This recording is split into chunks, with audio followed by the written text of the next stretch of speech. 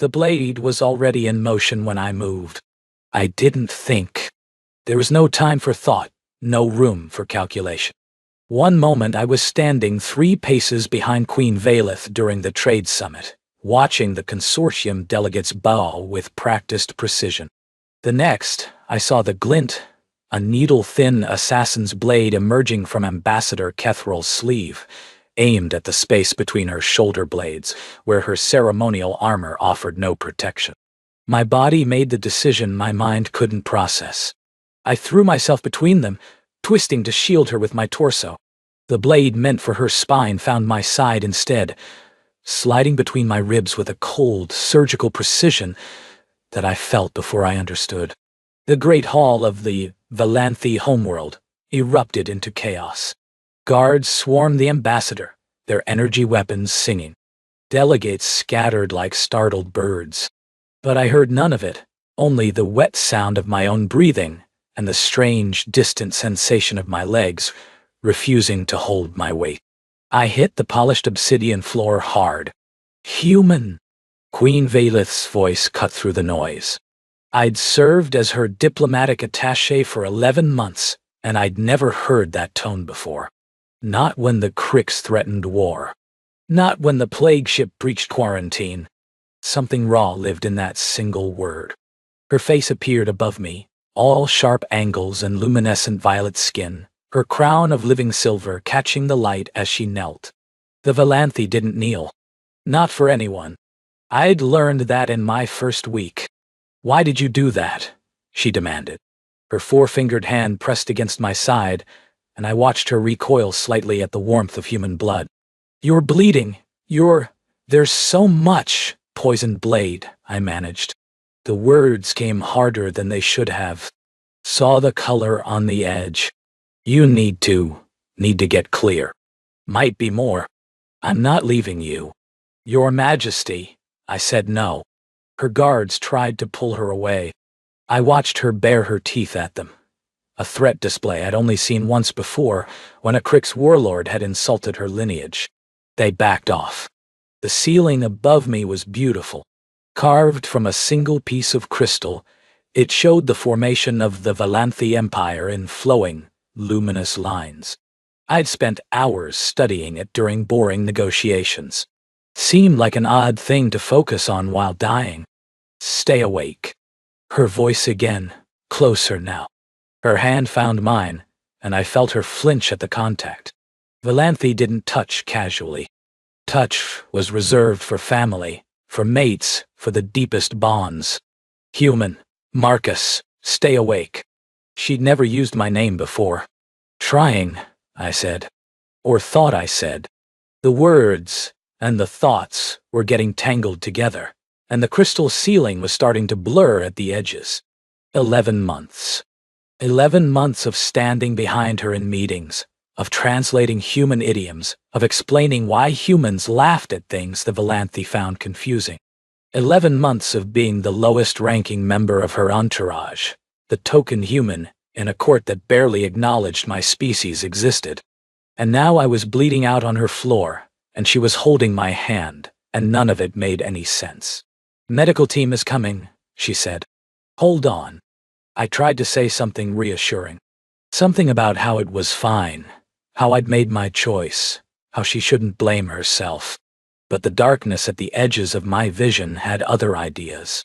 The last thing I saw before it took me was her face, and the expression on it that I couldn't name. I woke to pain. Not the sharp, immediate pain of the blade going in. This was different, deeper, more pervasive, like my entire body had become a bruise. I tried to move and immediately regretted it. "Don't bite." A command, not a request. I knew that voice. I forced my eyes open. The light was softer here, filtered through some kind of membrane that gave everything a blue-green tinge. Medical bay, my foggy brain supplied. Valanthi design. Queen Valeth sat beside my bed. She wore no crown, no ceremonial robes, just a simple gray shift that I'd never seen her in before. Her hands were folded in her lap, and her eyes were fixed on my face with an intensity that made me want to look away. "How long?" I asked. My voice came out as a croak. 3 days. The poison was engineered specifically for Valanthy physiology. Your human biology gave the antidote time to work, but the damage. She paused. It was extensive. 3 days. I tried to process that. 3 days of her sitting here, apparently, unless she'd just arrived. But something about the shadows under her eyes and the rumpled state of her shift suggested otherwise. The ambassador? Executed. The consortium has formally apologized and offered significant reparations. Her lip curled slightly. They seemed surprised that I prioritized finding an antidote for you over negotiating with them. I blinked. You delayed negotiations? For me, the negotiations can wait. You could not. That didn't make sense. I was a junior diplomatic attaché, a human, barely tolerated by half her court, actively disliked by the other half. The trade agreement with the consortium had been months in the making, and was worth billions in resources. Your Majesty, the treaty will be there when you've recovered.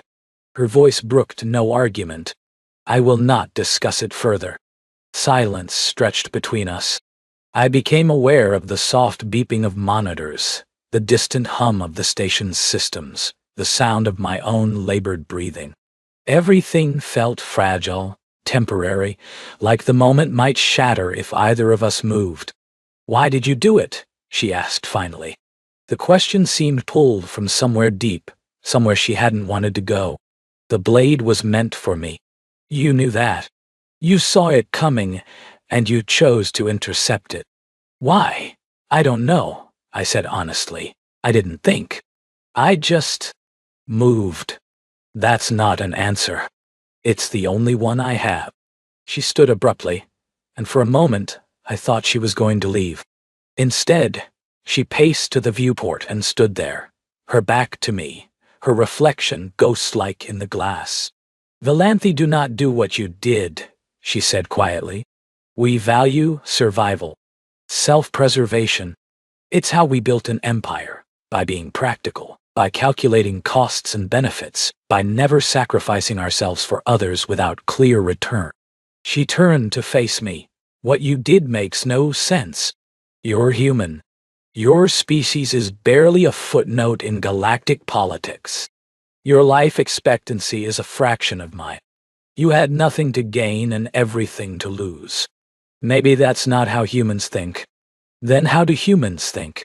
Explain it to me, because I have spent 3 days trying to understand and I cannot." I shifted, trying to find a position that didn't make my sides scream. "You're my queen." "I'm not. I'm the queen of Valanthy. You're a diplomatic attaché on loan from Earth's government. You owe me no more loyalty than any other visiting dignitary." "You're my queen," I repeated, more firmly this time. "I've spent 11 months watching you navigate impossible situations. I've seen you choose mercy when cruelty would have been easier. I've seen you stay up for days to find a solution that didn't involve war. I've seen you remember the names of servants, the birthdays of guards, the preferences of the lowest-ranking members of your staff." I paused, gathering strength. "You asked why I did it. That's why. Because you're worth protecting. Because some people are." She stared at me. I'd never seen a Valanthy look confused before. Their faces were usually so controlled, so precise. But something in her expression had cracked open, revealing uncertainty beneath. "You barely know me," she whispered. "I know enough." She returned to the chair beside my bed. When she sat, she was closer than before, close enough that I could see the faint luminescence under her skin that indicated emotional distress. "The physician says you'll recover," she said. "But there will be scarring. The poison did damage that can't be fully repaired. You may have pain for the rest of your life. Okay. That's all you have to say? Okay. What else is there to say? It happened. I do it again." She made a sound I'd never heard from a Valanthy before, something between a laugh and a sob. "You humans are insane." Probably. I managed a weak smile. But we're loyal. Her hand found mine again. This time, she didn't flinch. The pain woke me in the night. I'd been warned about this. The physician said the damaged nerves would take time to settle, that there would be flares, that the only solution was time and rest. But knowing something intellectually and experiencing it were different things.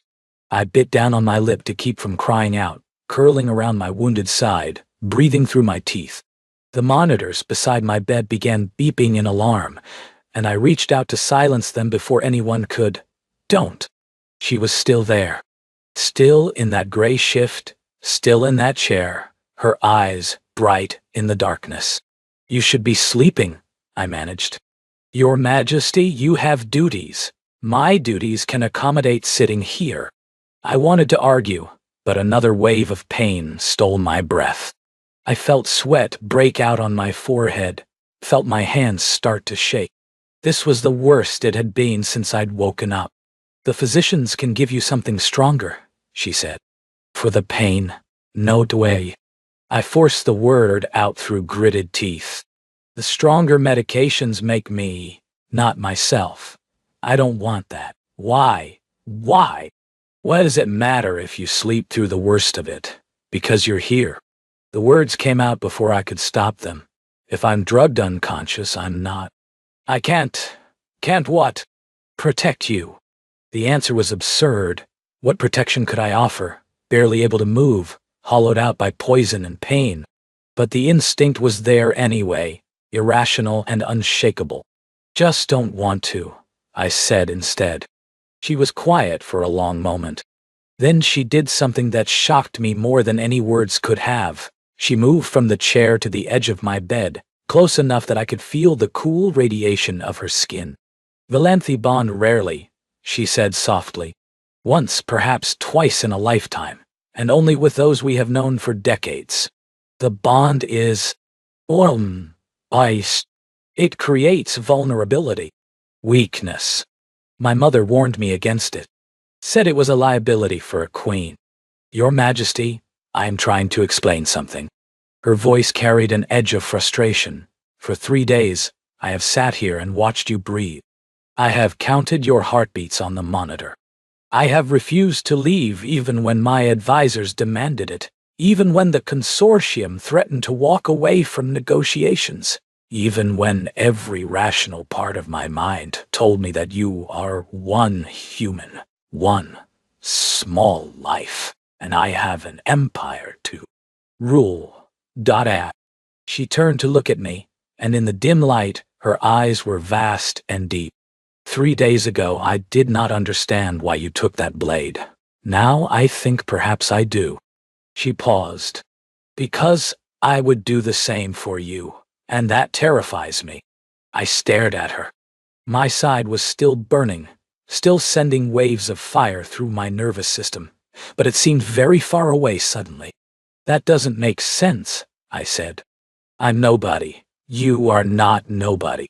You are the human who stood behind me for 11 months and never asked for anything, who learned our customs and our language and never complained about the courtiers who mocked you, who remembered that I prefer my tea with starflower honey, that I find consortium negotiations exhausting, that I retreat to the crystal gardens when I need solitude. Her hand found my cheek, cool and steady. You saw me. Not the crown. Not the power. Me. Of course I did. That's who you are. No one has ever. She stopped, started again. My entire life, I have been the throne. The symbol. Away. The empire. No one has ever looked at me and seen a person first. The pain was still there, but it seemed to matter less now. Then everyone else is blind. She made that sound again, the laugh sob that seemed uniquely hers.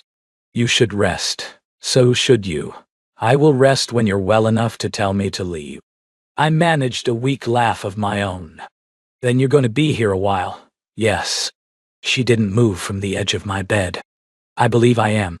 I slept. And when I woke to pain again, she was still there, her hand still cool against my feverish skin.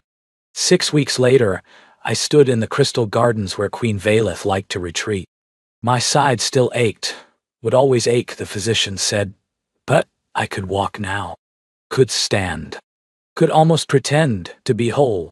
She found me there as the artificial sun began its programmed descent, casting long shadows through the geometric trees. You should be resting. I've been resting for 6 weeks. I turned to face her. She was dressed formally now, crown and robes and all the trappings of power. The treaty with the consortium had been signed that morning. Congratulations on the agreement. Thank you. She moved to stand beside me, looking out at the gardens. My advisors are concerned about you. Let me guess. The human who saved my life is fine, but he's becoming too familiar. Something like that. They're right to be concerned. I studied her profile, the sharp lines of her jaw, the elegant sweep of her neck, the way the dying light caught, the silver in her crown. I am too familiar. I crossed lines I shouldn't have crossed. Did you? I'm a diplomatic attaché. You're a queen. There are protocols, rules, reasons why those rules exist. I took a breath. I should request a transfer. Yes. She didn't look at me. That would be the proper thing to do. It would solve several problems. It would. Silence stretched between us.